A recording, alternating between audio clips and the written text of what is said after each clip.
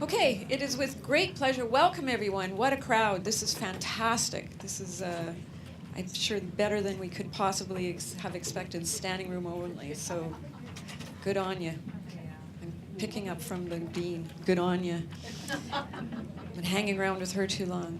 So, welcome, everyone. It is with great pleasure this morning that I introduce our guests. Dr. Alex Clark is here with us today. He is a professor and associate dean research in the Faculty of Nursing at the University of Alberta. In addition to leadership positions with the CIHR and Heart and Stroke Foundation of Canada, Dr. Clark chairs the board of the International Institute of Qualitative Methodology. He is also the editor-in-chief of the International Journal of Qualitative Methods. He holds several international honorary professional appointments, and for his many contributions was awarded the status of Young Scientist Global Leader by the World Economic Forum in 2011.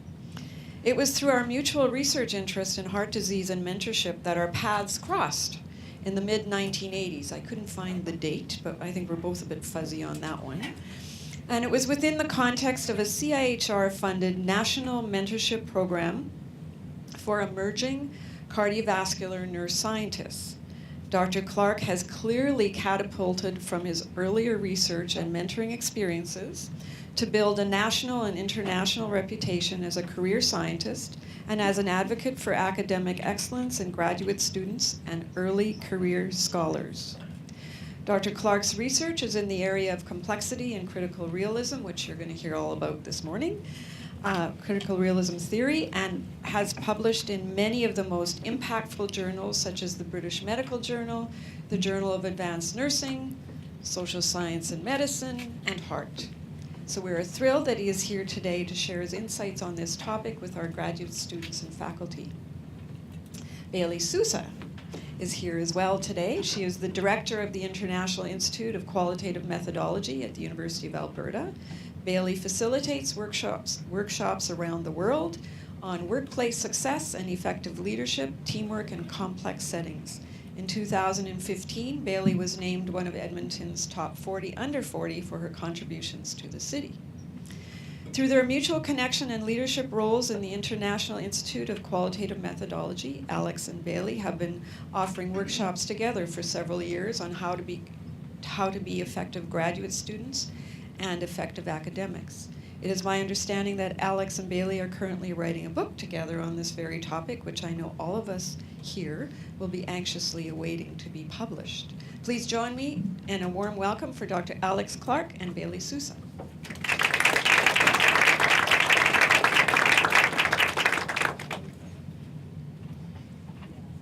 Thank you very much, Joanne. I am very pleased to be here, to be invited by Tina and the team for this week. And I would like to just take this opportunity to tell you a little bit about IAQM.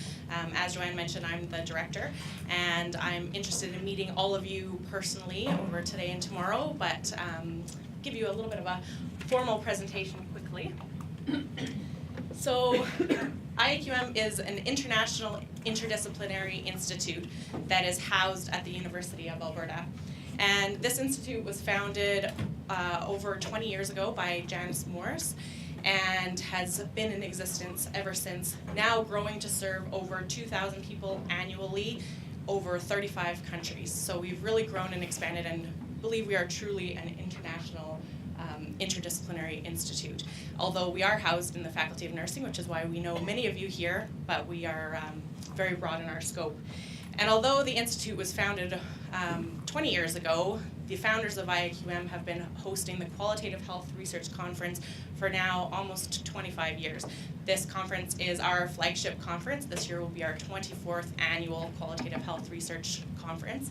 And we hold this conference annually in October, rotating from east to west across Canada, usually around 300 people. And a number of you here were at our conference last year in Kelowna, and we're pleased to be in Quebec City this year, so hopefully we'll see a number of you there again. The other big conference that we hold each year is our Qualitative Methods Conference. So this conference focuses more on methods, not with a health focus, so across disciplines. And this conference now rotates internationally. So next year, we're currently saving the date. Oh, We're now currently saving the date for May 2018, which will be held in Banff, which is a little closer to home, but the following year, 2019, in Brisbane. So that's an exciting place to think about traveling to share your research. If you are able to stay closer to home, every year in June, IAQM hosts the Thinking Qualitatively workshop series. This is hosted at the University of Alberta, and it's a week-long workshop series where we host over 40 different workshops, so it's quite an intensive week at the university. And there's also an opportunity to present posters and engage with people who visit internationally for this event every year. And everything from very niche qualitative methods to broad academic skills development, you can find it all at that event, which is in June. And if you aren't able to travel at all, there's lots of other ways to engage with IAQM, and really we're here to support and bring qualitative researchers together, or those who are interested in learning more about and doing qualitative research. So we offer online webinar series that's free each month. We have 2 of those. One is focused specifically on qualitative methods, and the other on mixed methods, and those you can just sign up for in advance and engage with via the internet. Another way to engage with IAQM is becoming a member of our Member Scholar program. Again, many of you here are familiar faces with that program. This is a way to support IAQM and to help us better support you. So this is a network of members from across the world that help you find potential research collaborators or other experts working in the same field as you, make those connections, and of course other added bonuses, conference discounts and reductions on Sage books, that sort of thing. And newly last year we started doing member scholar only special events and guest lectures, and we're working on building that program even more. So if you want to talk more about that, I'm happy to talk with you also and give you some more information. And then finally, we have, IAQM has its own journal, which is now published by SAGE, which is the International Journal for Qualitative Methods. And it is great that we have Alex here this week as well as the editor. It's the perfect opportunity to corner him and talk to him, ask him all your deepest, darkest publishing questions, because he loves those questions. And we would love to see your publications there. And this is open access, available online to everyone. So if you haven't yet engaged with IJQM, I would encourage you to do that. So we are on Twitter. Follow us. You can find everything about what IAQM does on our website. And I will be here all day today. Looking forward to talking to you. And tomorrow, of course, teaching the workshops. So thank you, and I look forward to meeting you all.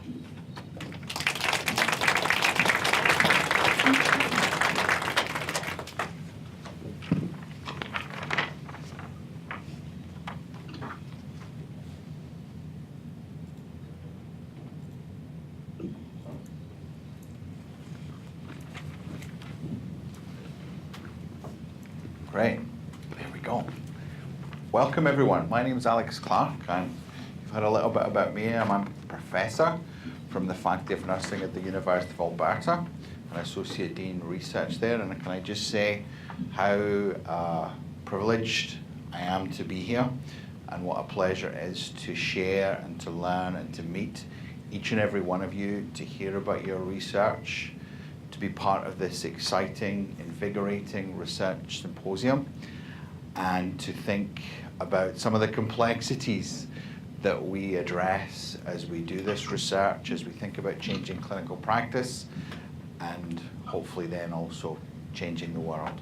Hope this session is going to be interesting for you today.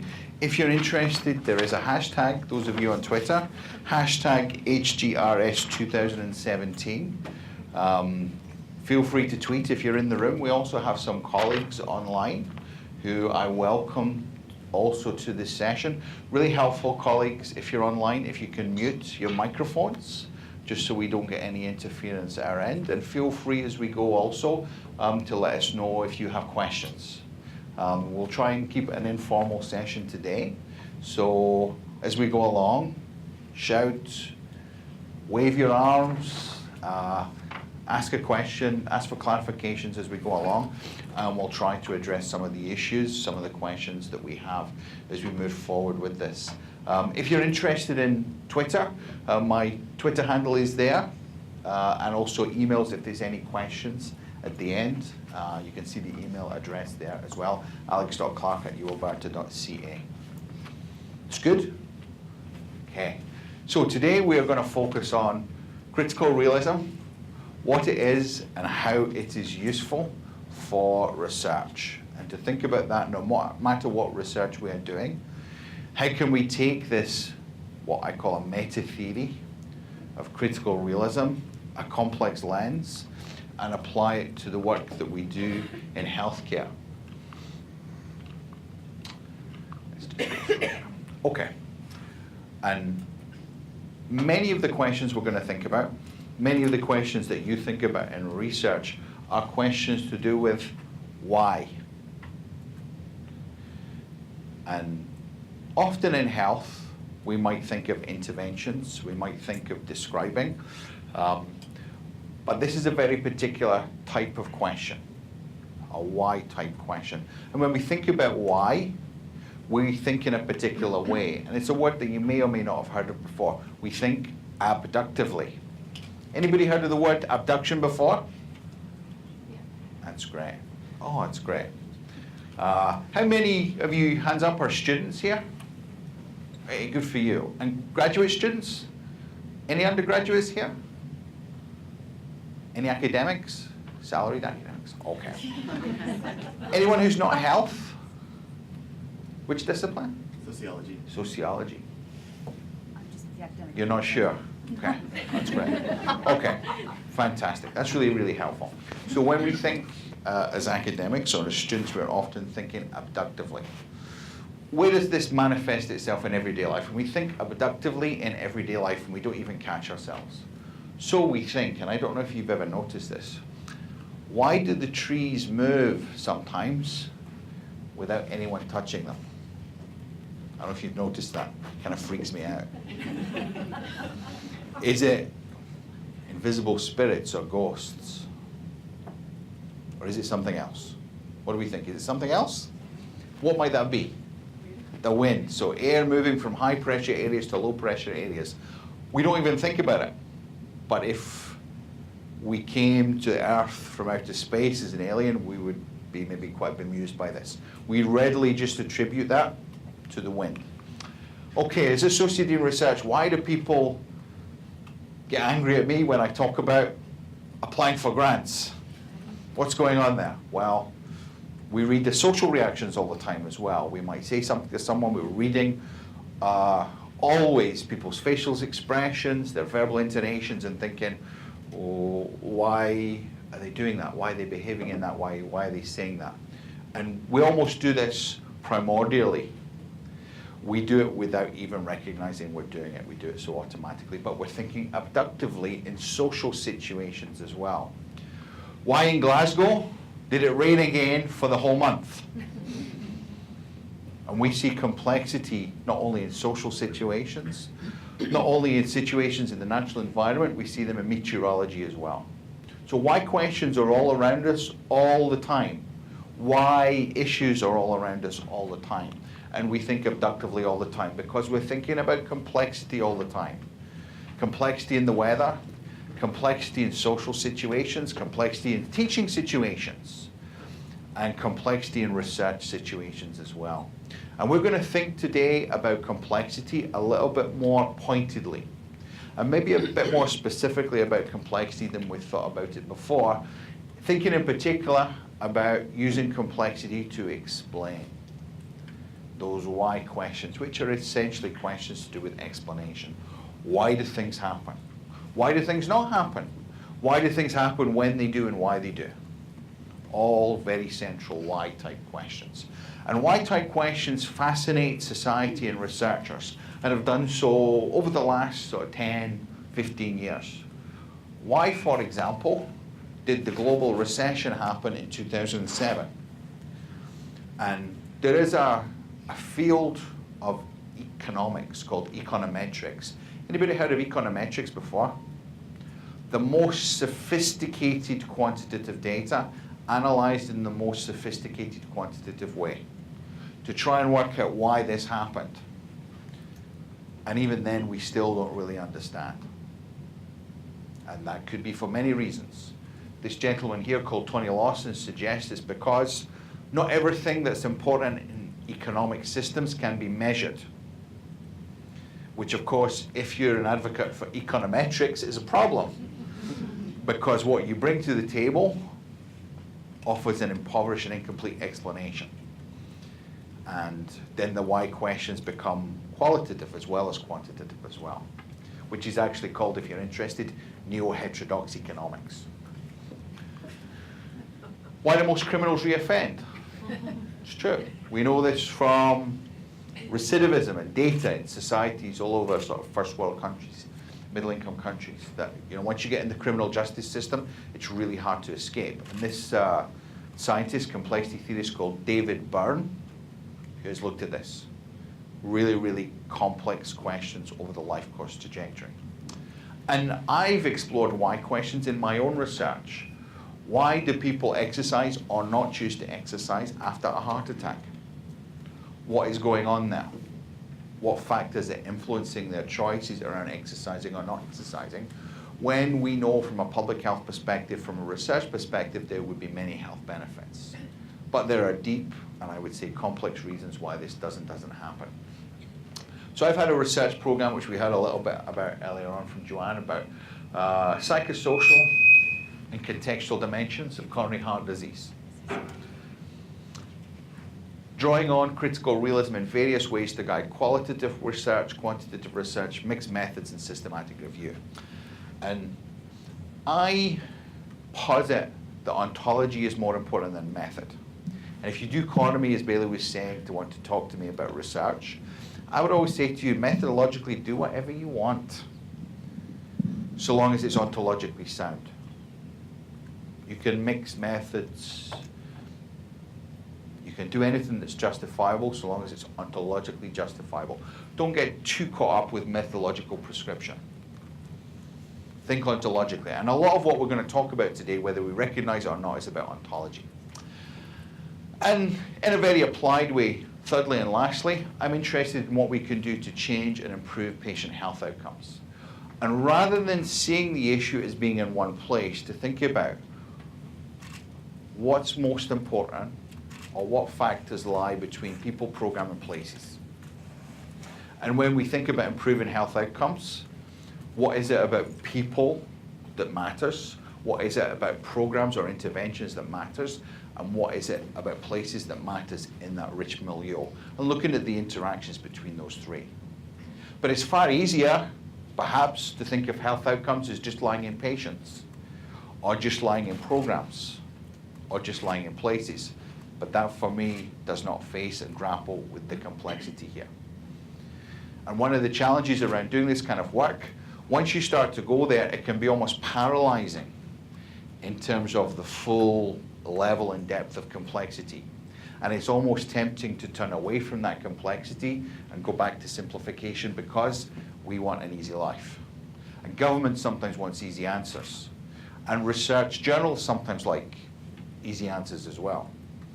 But again, I think in complex ways, unfortunately, when you look at the world with a complex lens, you ask different questions and then you get different answers. And we're going to see a key aspect later on in relation to one of those questions that from a complex lens you can't really ask anymore. A few key papers that we're going to cite, and feel free if you want copies of these to email me. A paper on complex critical realism, tenets and applications in nursing and health research, which was in Advances in Nursing Science, which is based on a workshop that I do around critical realism. And that was in Advances in Nursing Science 2008-2009. Paper here from the BMJ about what football teaches us about researching complex health interventions. Note, for football, read soccer, or proper football, which was in the BMJ in 2012, and this paper in Social Science and Medicine from 2013 on what are the components of complex interventions in healthcare. Some key names here just to be familiar with. Roy Basker in philosophy, Ray Pawson in evaluation, Margaret Archer in sociology, Tony Lawson in economics. So I'm interested here, has anyone heard of any of these people? Hands up. Right, helpful. Has anyone read an original text that any one of these people has written an original text. What did you read? Roy Basker's. Oh, Original.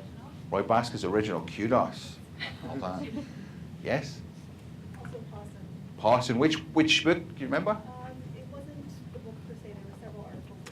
So you've read Ray Pawson. Great writer, really interesting work.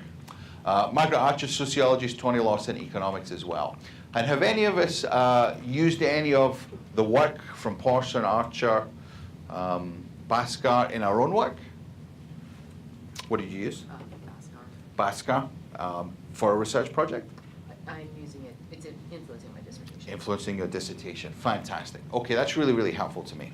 Okay, so we know what we're thinking about here. We're thinking about complexity, and we're going to think about what that word means relative to other words that we might sometimes use interchangeably.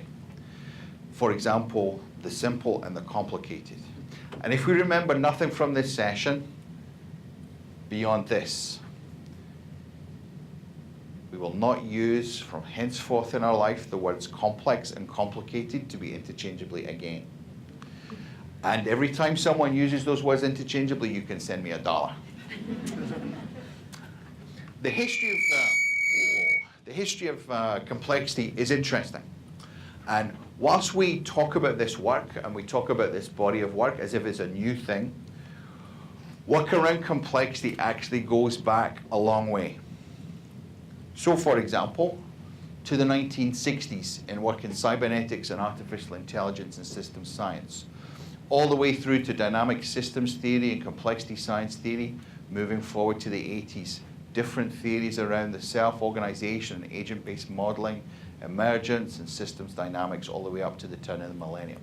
So whilst complexity is often proposed as being something that's new in terms of health, the origins of the concept go back a long way. Through various guidelines like the Medical Research Council guideline for development of complex interventions, we often think this is a new thing. But actual complex thinking goes back 50 years, just expressed in lots of different applied fields. And those of you working in other disciplines like sociology will see echoes of what we talk about in those fields in the debates that go back quite a lot further. So this thing that's new but old, this thing we call complexity, what actually is it? When we think about that word, what does it actually mean? Well, let's distinguish it first of all from that which is simple. And depending on what area you're in, whether it's clinical or whether it's administration, teaching and learning, or sport, these concepts have resonance. And the first approach we're going to talk about is a simple approach. And when things are simple in our view of reality, if we're dealing with a problem or situation, we tend to see a small number of factors and believe that we can identify the factors that matter, address those factors, and when we do that, we're highly likely to get the outcome we expect. So, for example, baking a cake is simple. You put all the ingredients in a bowl, you put the contents of the bowl in a dish in the oven, you set the oven to a certain temperature, everything's nice and controlled. You follow, if you like, the recipe, and then you're highly guaranteed to get the outcome you expect. Why? Because from that view, reality is simple. Make sense? Okay. And some social researchers, and historically some researchers might have thought social reality was like this. Follow a simple recipe, people and things work with law-like factors, and then you get the outcome you expect, or you get the outcome you want when you do an intervention. But other people would question this. And they would say, well, life's not like that. Life is, in fact, complicated. What do we mean by complicated in this way? Well, when things are complicated, formula have ready application. We can quantify things that are important. And we can try to work to identify all the unknowns and quantify them as well. And using mathematical formula and drawing on insight and experience and expertise, along with drawing on from past experience and history, we can be highly sure we're going to get the outcome we expect. Why? Because the world is complicated. It is indeed like rocket science. Put everything in the formula in there, and no matter the clear complicatedness of what we're doing, we're highly likely to get the outcome we expect. Why? Because the world is complicated. Even though there's lots and lots of things going on in our system, we know we can quantify everything that's important, and we can be highly likely we're going to get the outcome we expect. Okay, so that's the simple, that's the complicated, that's different from the complex. So what do we mean when we say complexity? Well, when things are complex, there's so much going on, we don't even know what all the unknowns are. There are known unknowns and unknown unknowns, and everything is kind of in flux. Elements, factors within this system of flux have many, many dimensions, and they are themselves potentially complex. There's a lot going on. And factors interact, influence each other also within this, if you like, system of flux and change. Formula have very limited application because every situation is unique. Historical experience has limited application because there's so much going on that's potentially different than things that have happened in the past. And there's ongoing change. Bringing up children is complex. You have two children, you do the same things with your two different children, you get very, very different outcomes. Now listen, I've lived this. My first child, son, the most placid child imaginable. So he was 20 months old when we moved to Canada. We're thinking, this parent's in luck, we got this. And then our daughter, she was born when we moved to Canada, 13 years ago. Avant-garde, not rule-bound, very spirited.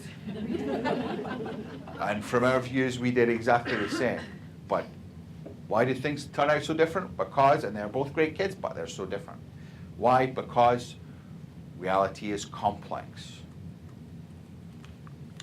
So, from this point forth, henceforth, every time someone uses complicated and complex interchangeably, remember to send me the $3. You take the $5 bill and put it in the envelope.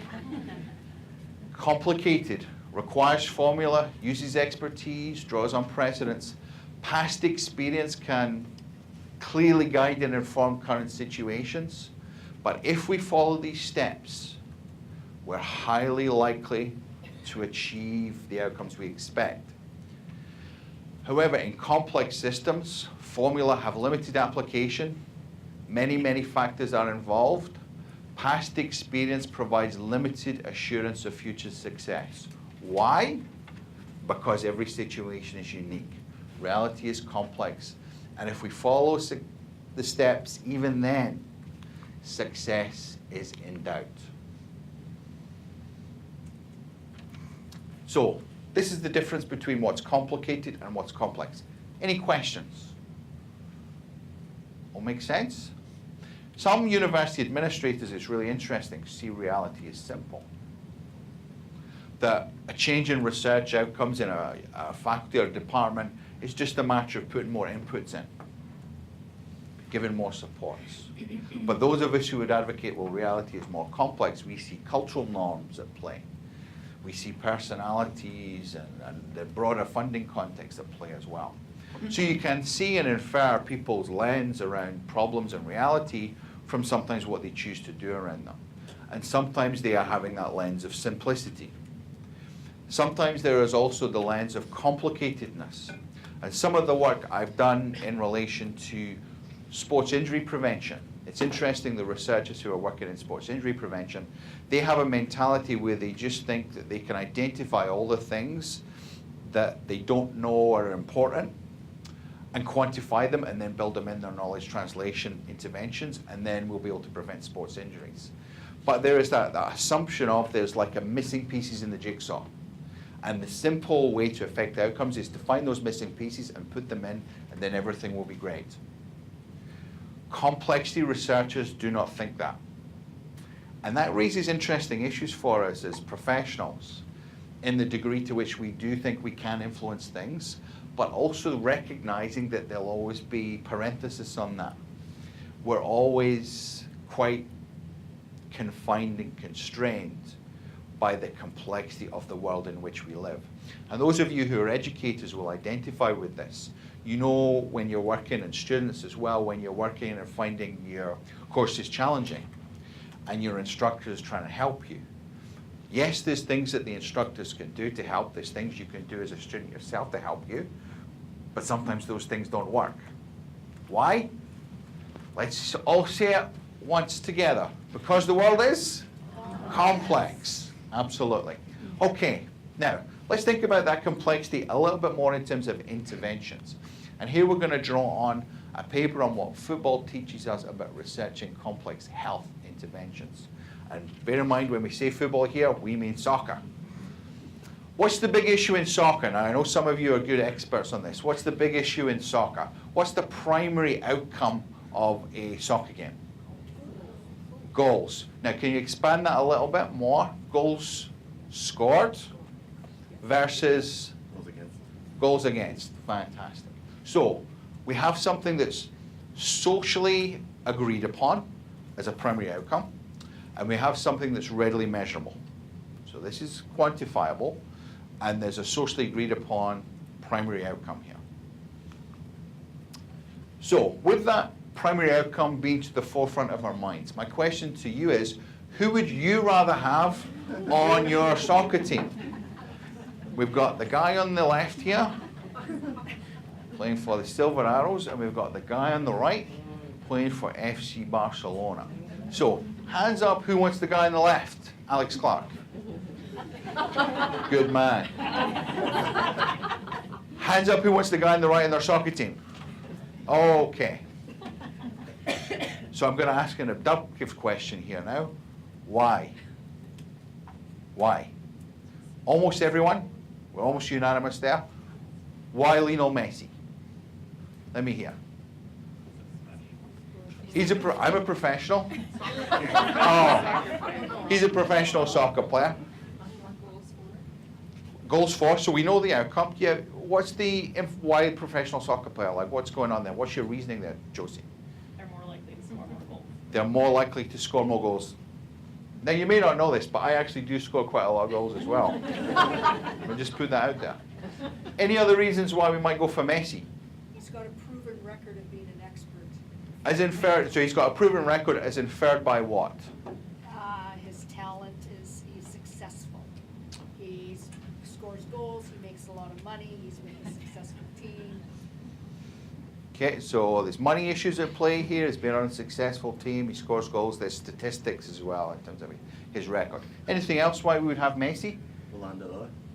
Say again, please. Ballon d'Or. Oh, the Ballon d'Or. So anybody know what the Ballon d'Or is?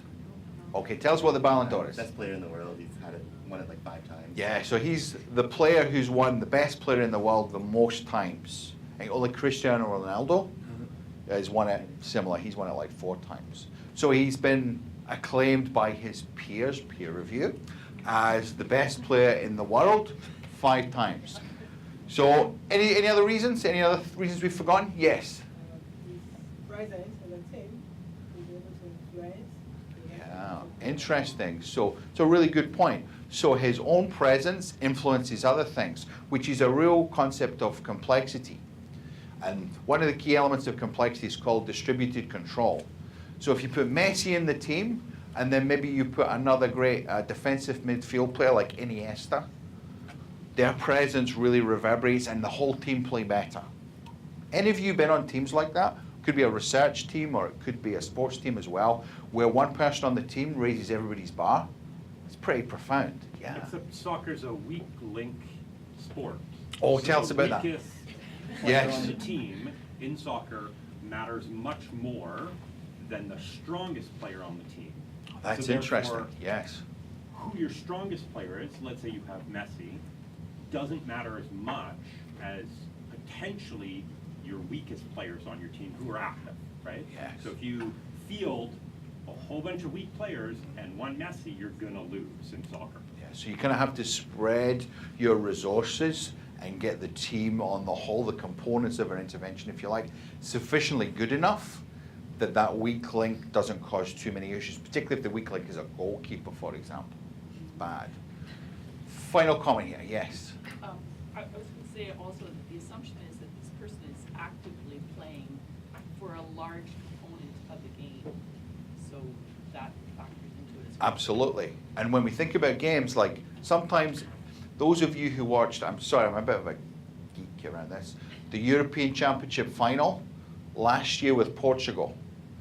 Do you remember who got injured in the first 20 minutes of the game? It was Cristiano Ronaldo.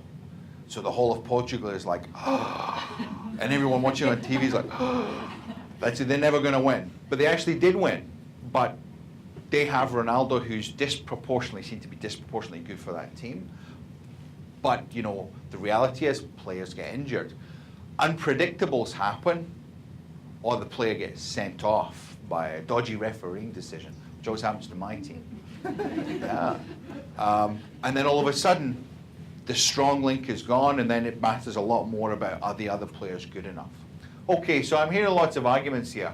Now, like my friend at the back, who forever will be my friend, I like to present a different case. Now, I realize, look here. Spot the difference here. There's virtually no difference between us. Look at our hair. Look at our physique. Look at our strips. He has a bad dress sense. Look at this. Yeah? Look at those eyes. We're actually very similar. So I think you're right. We have 2 legs and 2 feet, readily measurable, easily measurable. We look the same. We've got brown mousy hair. We are both under 6 feet tall. We are in the top income decile in our relative countries, and we both score goals regularly. So I put it to you that we are in actual fact 2 peas in a pod. So, hands up for Messi. Oh. Hands up for Clark. A few more. I don't need sympathy votes. So, yes, for sure, we are beginning to think here in complex ways. When I first developed this analogy, this was to explain complexity theorists to Australian clinical trialists, which, if you know Australian clinical trialists, is a very steep curve because they do not think in complex ways. However, they think about sport in very complex ways and will dissect why did my team lose, why did we not do well in intricate detail and amazing complexity, sporting situations, but when they apply that thinking to interventions, it's like none of that stuff matters. And I think we need to think about interventions far more like we have to think about the complexity of sport. And when we do that, we start to think, well, what matters more in situations? Is it the weakest link or the strongest link? What matters more? Is it the discipline, the strength of the players? Is it skill? Is it the color of their hair? Is it the fact they've got 2 arms and 2 legs? Is it the fact that we have a whole team of people with PhDs? What matters most? And there's lots of theory that's guiding that. And when we start to think of our interventions in health, as kind of like our soccer team, we start to think about all those superficial and deep details as potentially influencing our outcomes. And are we really thinking about what matters most in our interventions? Are we really thinking about what matters more and developing and drawing on all the theory that we could do in those situations? And when you start to apply this thinking about complexity, it takes you even further. How do we even know what's most important? What we're drawing on? What bodies of evidence and theory we're drawing on to suggest which parts are most important? And when we think about Clark versus Messi, that kind of readily comes to hand. But how do we think about that in relation to our interventions? Where is context here? One of the interesting things in intervention research is we often write context out. And And this is the problem, because as we can think about soccer players and we can think about maybe the providers of an intervention, context does matter, or the recipients of an intervention. But often we are thinking that context is controlled for. We are thinking that we can readily write context out rather than thinking how does it interact with elements of our components of our intervention. Further, how can we even measure what's most important? Some of the things about Messi that are more important aren't readily measurable. It's easy to measure height, it's easy to measure weight, or number of digits, or feet, but can you measure soccer ability? You can, I think, or you can observe it and then develop measurements. But you have to work at that and you have to develop that measurement capacity. When we're thinking of our intervention providers, are they a Clark or a Messi in terms of how good they are at doing the intervention, if it's a health services intervention? Are we capturing that? Are we checking for that? Are we approaching our intervention with a lens that allows us to discern and discriminate that? How do parts of our intervention interact? Do we have 12 players, 11 weak links and 1 strong? Do we have 12 strong elements of our intervention? How are the parts in our interventions interacting with each other over time? How do the parts in our intervention interact with each other? We take this one step further and one step deeper. One of the most common questions we ask about interventions, does a particular type of intervention work? So for example, does home-based disease management programs for heart failure interventions work? Do school meal programs to promote healthy eating in schools work? And from a complex lens, I don't even think you can ask that question. And I say, why not? This is kind of like akin to asking, do Manchester United win? Do the Winnipeg Jets win? Well, yeah, not lately. They did once, but yeah. And there's almost like an ontological hollowness to that question. Why? Well, because you readily ask yourself, well, against whom? Barcelona or Birmingham? Against the Philadelphia Penguins for the Winnipeg Jets or the Toronto Maple Leafs? They're very different. In what context? Is it the final of the Stanley Cup or is it just pre-season friendly? Context matters. At what time? This year? Last year? Next year? What point on the trajectory are we talking here? So when we ask, does an intervention work, we're not really asking enough in our question. Readily, we're not giving enough context, we're not thinking about time, and we're not thinking about context. And the answer is, well, surely it depends. And when we build that into our way to think about our interventions, it leads us to ask a different question. It leads us to think, well, against whom, when, and why, which is a far more complex question. So rather than asking about our interventions, do they work, we have to ask, well, against whom do they work, when, and why? And stop asking and thinking, do interventions work black and white? That's simple at best. Any questions? Make sense? Okay. If you're interested in reading more about this, then I could talk about this using many, many more far geekier examples at length. But if you're interested, have a look at the BMJ paper, which is supposed to be fun to read. And it was fun to write as well, which I think is really important. Okay, so let's take a brief breather now. Thinking about the implications for research of a complex lens. What I'd like to do now is let's just take like 5 minutes in pairs and just discuss with your partner, 2.5 minutes each, what you see the implications of this complex lens being for your research or your practice area. We'll go now, we'll come back and we'll talk about it. Okay, so let's come back together. So you should have had a chance to kind of talk a little bit in complex ways and think about the complex directions which your own lens on your work, lens on your practice area or research area is changed by a complex lens. And what I'd like to do now for the remainder of the session is to put some theoretical baggage on you, to think about how we take that complex lens and we link it to other theories.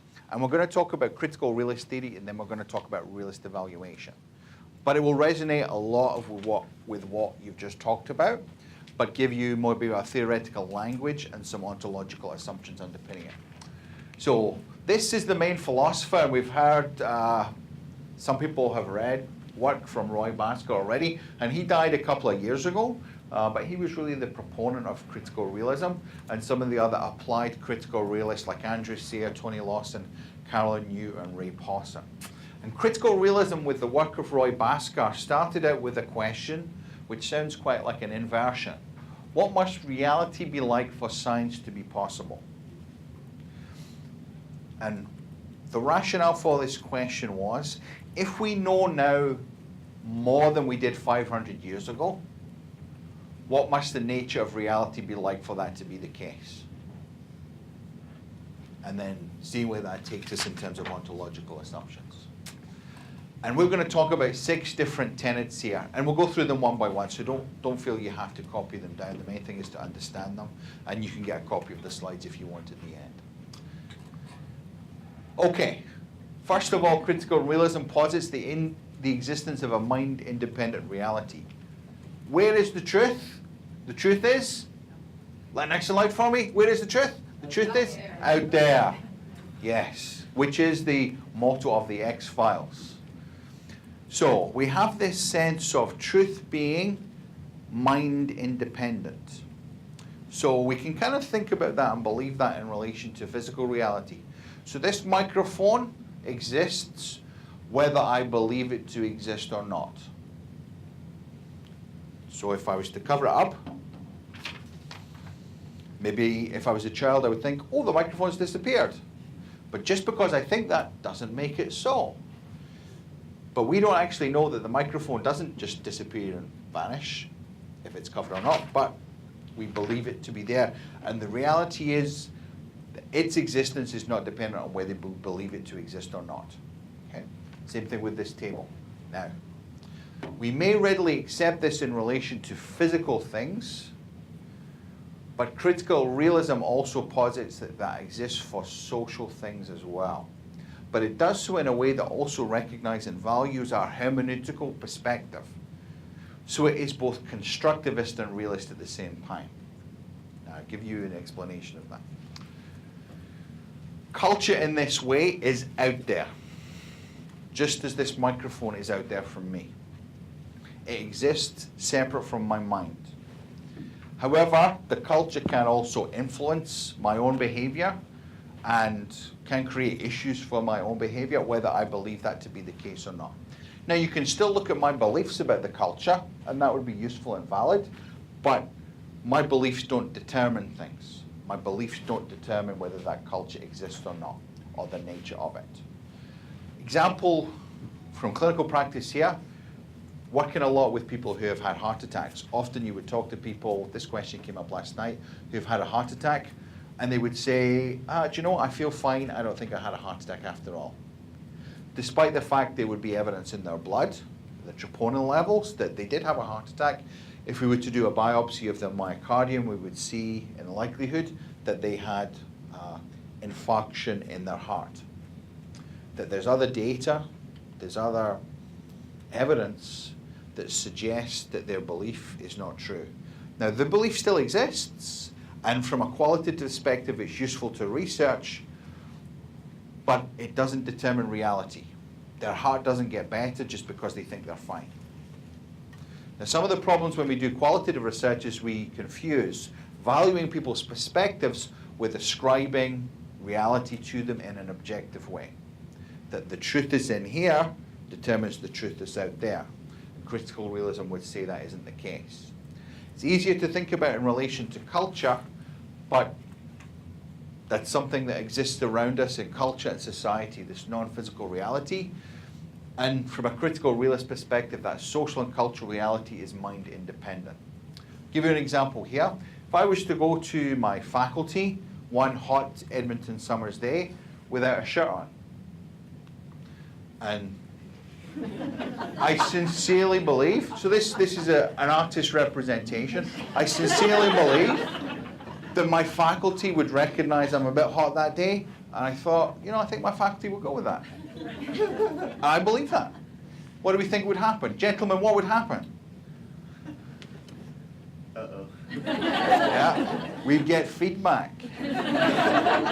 Why? Because the cultures we live in aren't based on what I believe them to be or not. They're out there. And sometimes in our life we readily find out we misjudge things, and they are out there. But they're always constraining in very invisible and more visible ways how we are.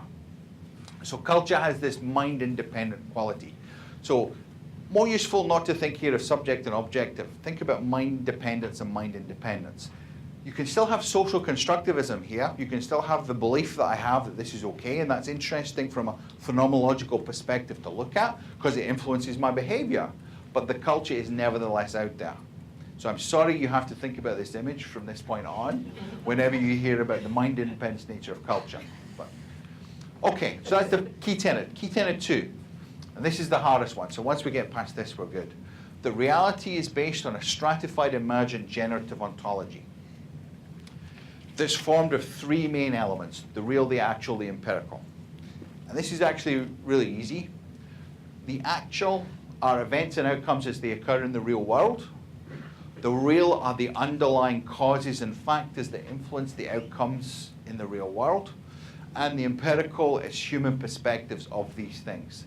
This could be science as well as an individual's perception. So events and outcomes, the underlying factors that influence them. This is the why part here. Why do things happen? Well, we have to look down here. And then we have our human accounts of them.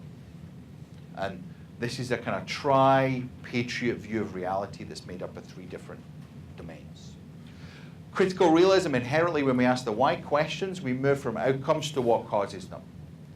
Why did I get a bad mark in my last assignment? What was going on there?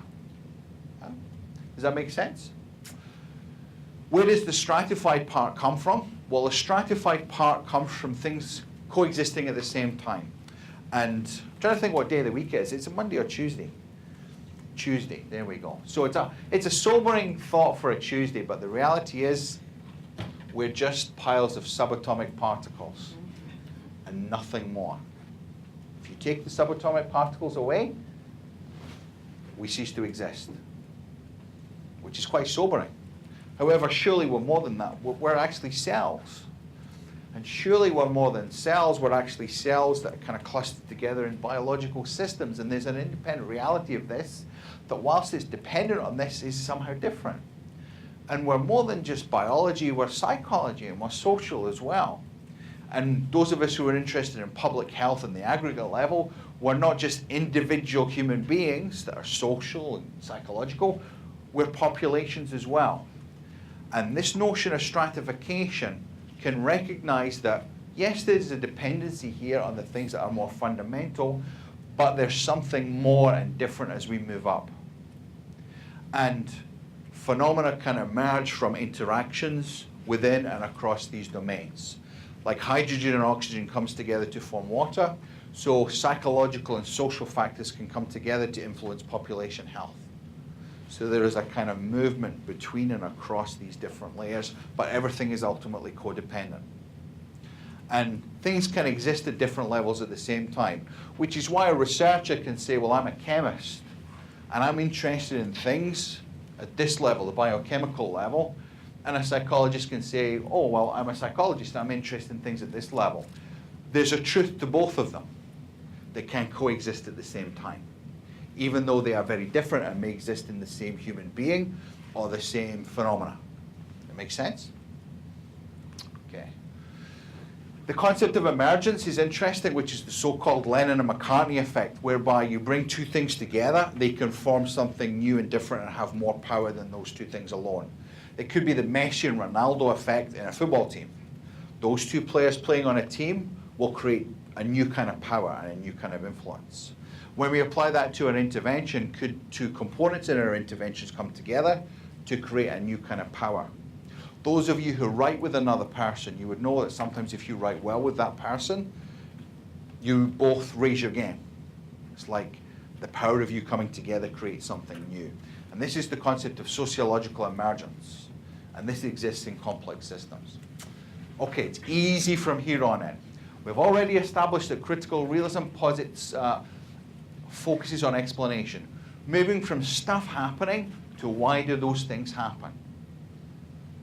Astronomers used to think the Earth was flat, and then they did more measurements and they didn't quite add up.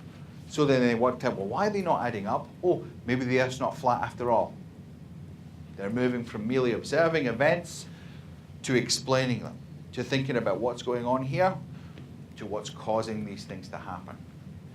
Key tenet 4, when we explain in critical realist terms, we include both agency and structure.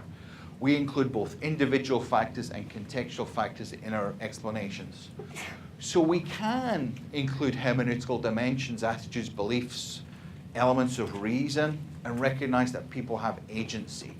People have the capacity to behave and act and sometimes change context and structural factors. However, those structural factors are nevertheless important. Social norms exist separate from our beliefs about them. Cultural norms and factors exist separate from our beliefs about them. Context influences and constrains us as individuals. And the key to understanding behavior is to look not only at agency factors, individual factors, but also structural, social, contextual factors as well, to then develop adequate explanations. This view is an open systems view, and is a complex view kind of at the midpoint between chaos and order. Chaos over here where there's no patterns, order over here where everything's patterns. Critical realism is in the middle where the reality is somewhat patterned. Sometimes Manchester United win, more often than not. But it's very, very hard to know if they're going to win the next game because they lose often enough that we can never be sure they're going to win. Why? Because reality is somewhat patterned. And this reflects, sorry, this slide has gone wonky on the system here. This reflects the complexity that exists in open systems, in real life, where you have a natural environment that's uncontrolled and you can observe things are happening. Why is this difficult from complex ways to understand completely? Because the world is partially patterned. Sometimes we do the same things and we get different results, like the farmer in his field doing the same things. Sometimes in our interventions, we get different results. We take our patient who's sedentary, we give them an exercise program, and we think they're going to exercise regularly, which is a very common rationale in clinical guidelines. Clinical guidelines operate with, at best, a simple ontology. They often fail to capture the complexity of the world. And the complexity of the world is not like this successionist reasoning.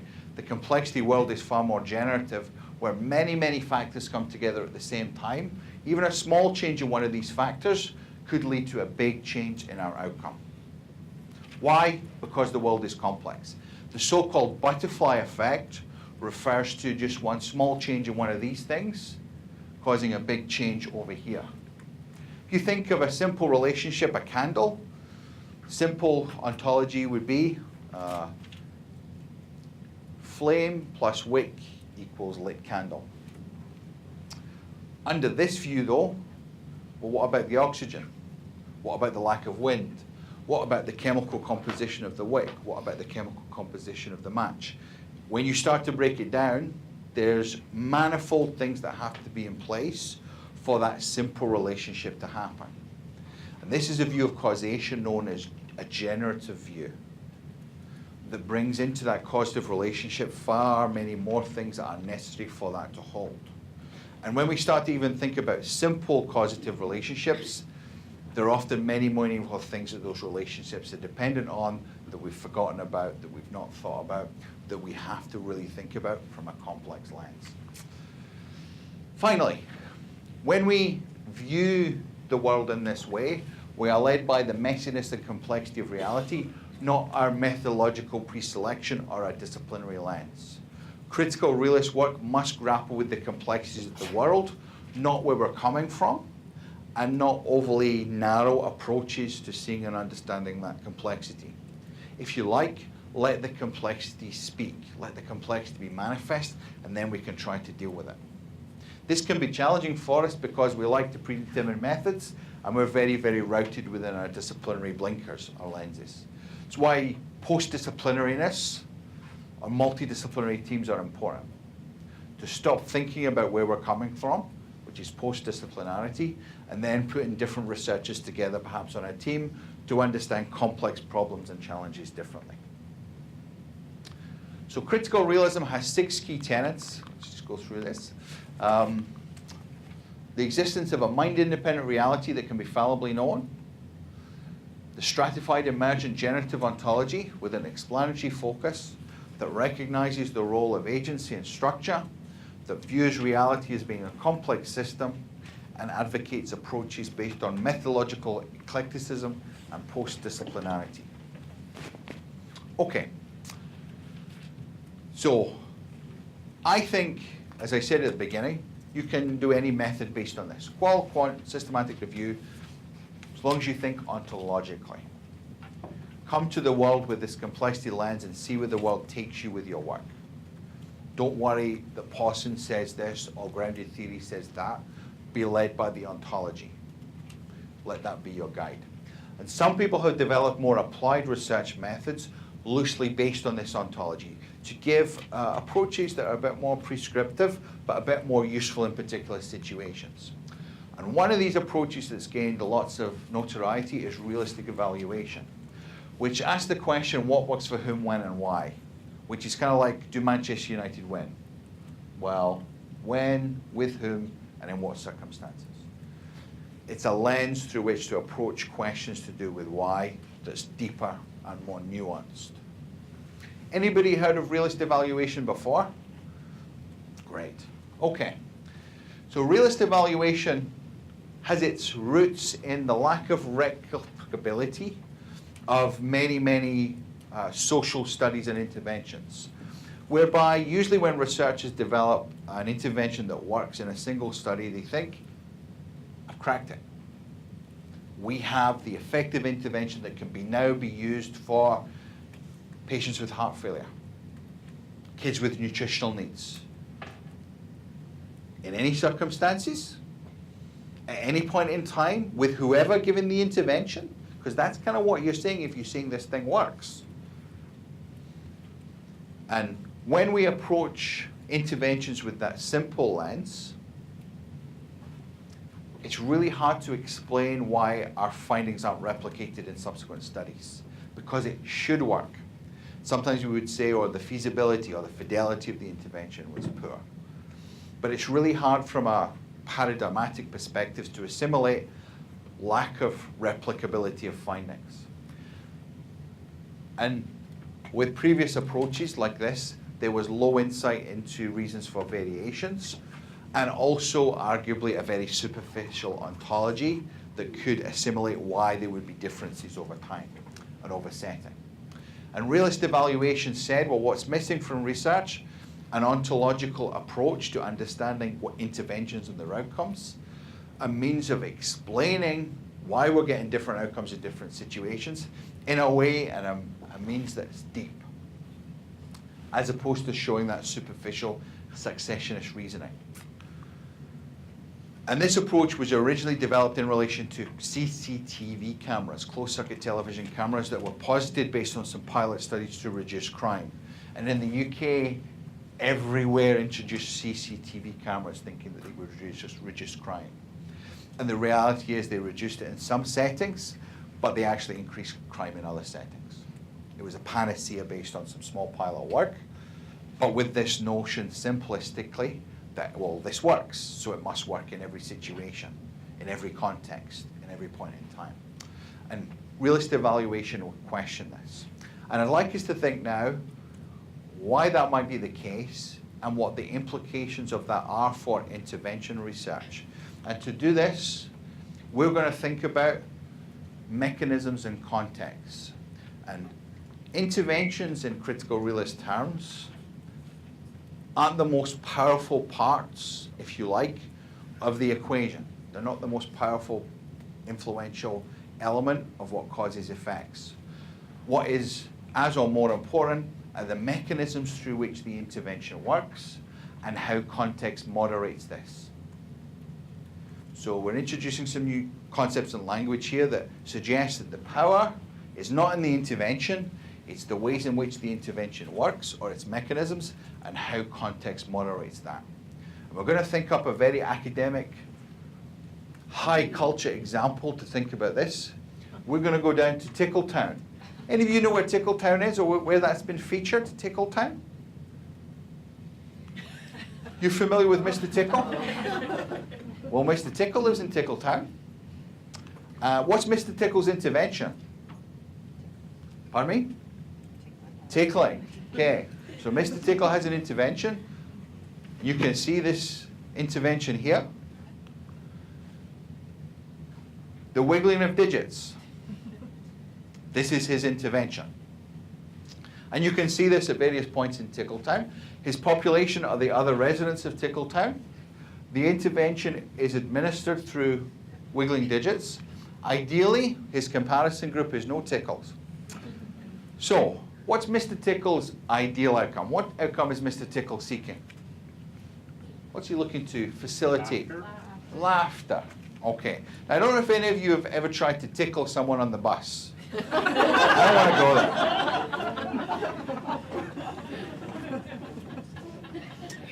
What possibly could go wrong here? So we have the intervention. The intervention is administered in the standardized way to the other. What would be an alternative outcome in a real world situation? What would be the alternative? On the bus or?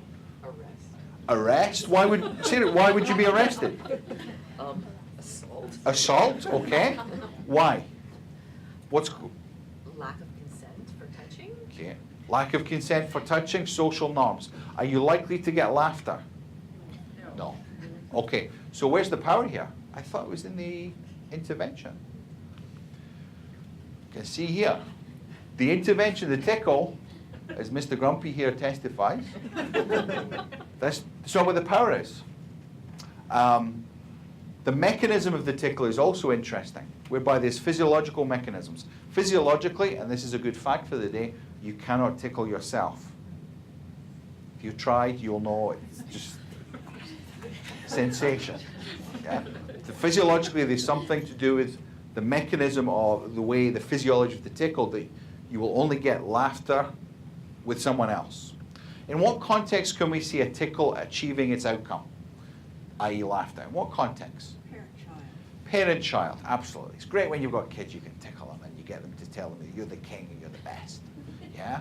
What other contexts might we get? If it's a parent-child or? Intimate relationship. Intimate relationship. So what's going on there? Like when we think about those two situations at a deeper level, what's there that's not in a stranger situation? Trust. Great.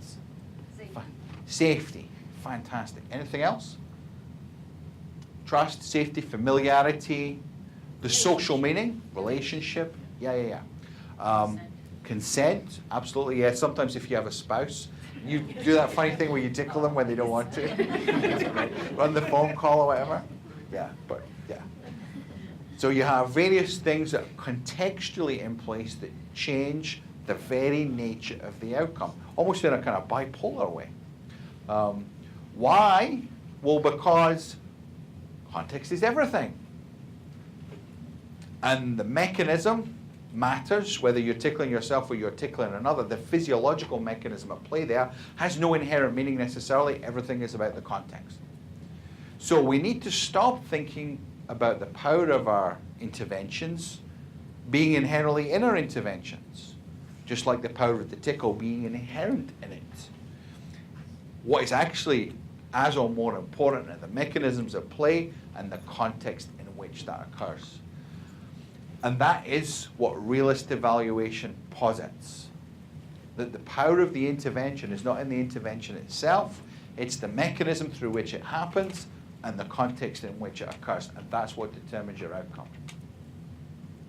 I urge you not to try the experiment going home. Just trust me. Social context here is everything.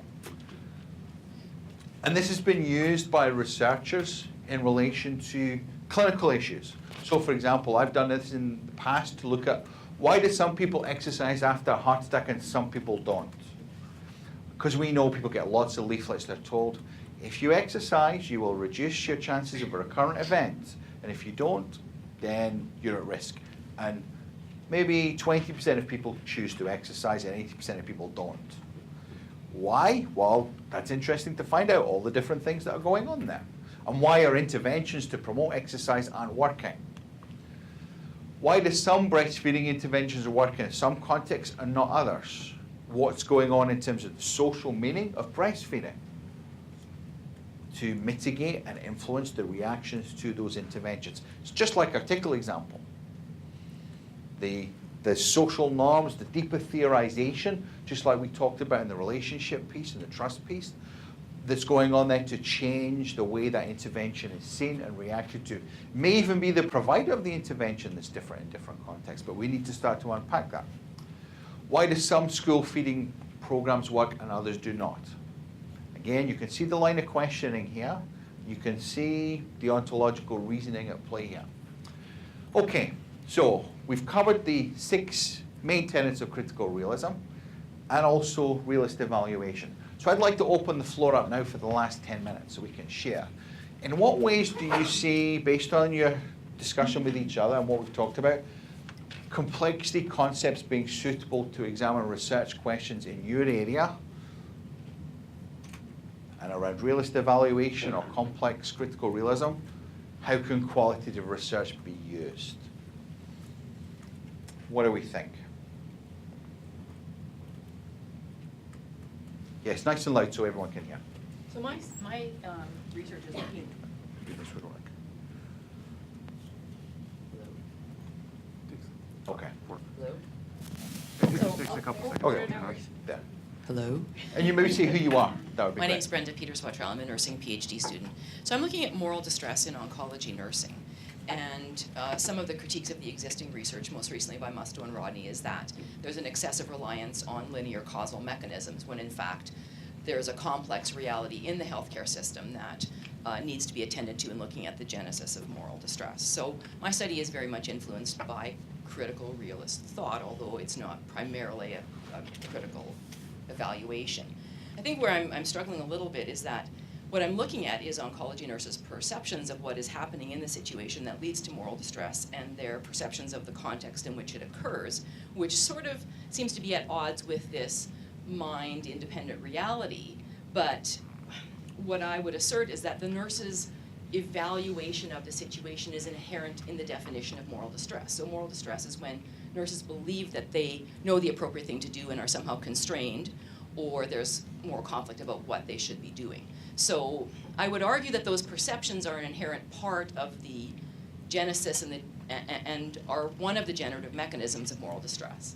But I'd appreciate your thoughts on whether that is sort of ontologically coherent. Yep. No, I think it is, and I think building into our research, particularly if it's interventional evaluation research, perspectives of the providers of the intervention and the recipients of the intervention, and also some of the work around sociology, where the reality is we're all walking around in our head with the stories we tell ourselves. And that's easy if it's just my story, and none of you have your stories, it's just my story. But the way we're interacting each and every day is we all have those perceptions, we're all perceiving each other's behaviors, we're all perceiving then the interactions from that person based on our own perceptions and our own behaviors. And there's a huge messiness and cyclicalness here. And you cannot get away from people's perceptions. And one of the challenges here is we've only ever got people's perceptions of the situation and their intervention. And in this case, you have the nurse's perceptions and you have the client's or the patient's perceptions, and you can never really escape those. And you have the client's perceptions of the nurse's perceptions as well. And then you've got the nurse's perceptions of the client perceptions that are themselves perceptions. and it gets complex very, very quickly. The reality is I think you can look at the different accounts and you can start to unpack what's going on there, recognizing that nevertheless, there will be elements of those nurses' perceptions that are influencing the clients and the patients, and to start to unpack that. The analogy I would kind of use here is a little bit like a detective trying to look at the scene of a crime and look at all the different accounts. This could be quantitative data as well as qualitative witness accounts of trying to work out what really is the case going on here. And sometimes it's more about just documenting the diversity. You don't have to say, well, this is the truth, because you can never get away from the subjective elements. So I'd see that maybe as a way forward in that research area. It's a great question. Yes, thank you. Maybe put the microphone up the back here, and you could say who you are. That'd be great. Thank you. Yes, beautiful. It's fine. We're good. Discuss here, and something just occurred to me from the way you explained this complex concept, and considering the proposed cases project I'm working on, and I realized that studying physical activity and participation of older adults in relation to the environment. When you talk about climate regions like Winnipeg, winter is recognized as a barrier, and where for the majority part of the year people can't go out even to perform outdoor activities. But then my research project is to focus on people in the tropical climates, where it is quite warmer. But from what he has just brought out, I realized even back in the tropical climate, the weather can get so hot, and this time around, you don't want to walk outside in the community, or have heavy torrential rainfall. So, I'm going to understand that yes, there might be a complexity coming out there. You're not just saying, oh, it's because of the cold weather here that doesn't want to make people not want to participate. I begin to realize that this might be an issue also in a different context, from the perspective of these older adults that say, no, it's warm here, I can't tolerate the sun, I don't know that. This might be an issue that would come up, and you just don't want to bring out an intervention and say, okay, you just want to bring an intervention just coming from the perspective of the environment. You need to understand it from the perspective of these older adults, and you want them to let you realize, okay, this is what I think should be done, this is what I think can be done. Or you might even want to say the night in the evening, but you might want to consider the traffic volumes when people are coming back from work, and that is not an option, or the safety of the night time. So these are complexities you want to put that might come up, and I'm beginning to realize this. Right. What's your name? Emmanuel. Emmanuel. Fantastic observation. Let me just talk about some of my experiences around that. I work in heart disease, and we are seeing a globalization in terms of heart disease. The fastest growing population in high income countries are the over 85s. Heart failure, a big problem. The fastest growing populations in low and middle income countries, the over 65s. Chronic disease, a big problem. So the last 5 years, 6 years, people who are working in heart health suddenly realize this isn't a first world problem. It's a global problem. And that really tests our cultural sensitivity around these contextual issues. And it was really interesting as we saw the people who work in exercise science in particular and cardiac rehabilitation move from thinking about this as being a problem in high income countries to low and middle income countries. They made the step of thinking they could quite simply take what works in a high income country in terms of exercise recommendations, and in terms of the clinical guidelines for low and middle income countries, just say that should be what is done in these countries, independent of the different health systems, but independent of different cultural beliefs around exercise, smoking, diet, etc., but independent of very real, climactic differences. But thinking that the recipe for success, that simple lens that we've had in Canada and the United States, well, it's just a matter of scaling that up. And we just write context out. So I think the globalization of heart disease just really brought context in. And when we think about behaviors in the real complex world, we cannot do that separate from context. And our clinical guidelines and our statements from our scientific organizations, they must incorporate those nuances in. I think it's irresponsible not to. Fantastic observation, Emmanuel, very important comment, and great research by the sounds of it as well. So we've maybe got time for one more question. Yes, Jane.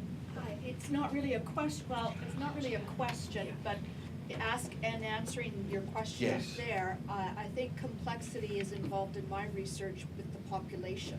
I'm researching families together as a group. So by an essence, that's complex. And I'm also, minimal findings to date are suggesting that my theory, which I underpinned my study may not be fitting for some of these families. So I'm asking the complex question, why? What's the difference? What's going on? So it is context. It is a whole bunch of things that could possibly, I could address or I'm looking at. Yeah. Yes. So I just say, just before we finish up, that notion of when you come to the world with a complex lens, you also start to ask different questions.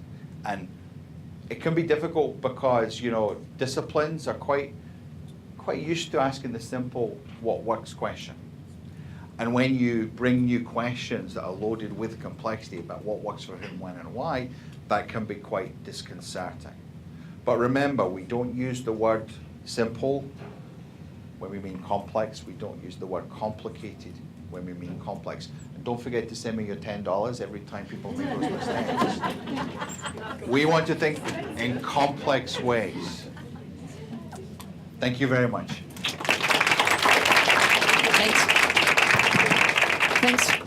Thanks very much, Alex. That was very thought-provoking. Just in time for lunch. Yeah. Yes. So thank you, everybody. A wonderful presentation. I'd just like to remind you, we have our PhD student showcase this afternoon that starts at 1 o'clock in this room. So anybody that can join and hear about their work, that would be amazing. We have another half of a day. And I also wanted to mention that tonight at Nicolino's, which is right across from the university, I think it's Pemberton Village, right? From 6 to 8, there'll be a meet and greet. So if you'd like an opportunity to come and have some more time to talk about what we've spoken about this morning, everybody is welcome to that. And I just wanted to let you know that we had to change the location of the graduate student lunch, which will happen now. So we'll be meeting downstairs in 218 instead of University Center. And we'll look out for people that might head over there. So if you RSVP'd for that event, please join us and we can carry the conversation on there. Thank you very much for coming. I hope it was a meaningful morning.